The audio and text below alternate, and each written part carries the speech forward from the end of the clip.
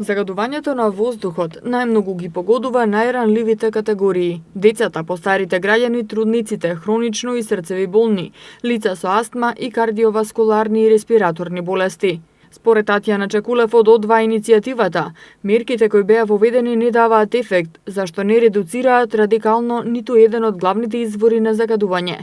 Ако немате намалување на количината на испуштени загадувачи во воздухот, не може да има ефект, освен ако не дувне ветер и го разнесе загадувањето. Таа вели дека краткорочните мерки треба да доведат до брзо намалување на загадувањето преку мерки на редукција, по принцип 50% до 100% намалување на сите извори на загадување, зависно од состојбата. Долгорочните мерки пак значат дека ќе се замени начинот на грејење во незагадувачки. Индустријата ќе користи најнови технологии и филтрацијски системи со кои ќе се намали испуштањето на загадувачките материи во воздухот, а одреден број ќе се дислоцира од градовите, а возилата ќе бидат над Евро 4 стандард.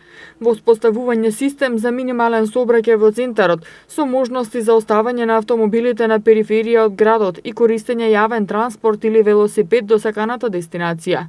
Ова се дел од долгорочните мерки кои би требало да се воведат за да се намали загадувањето на воздухот. Но додека чекаме да се преземе некој покрупен чекор за решавање на овој проблем, Министерството за здравство соопшти дека е во подготвителна процедура постапката за набавка на заштитните маски кои ќе бидат бесплатно поделени на лицата во здравствен ризик.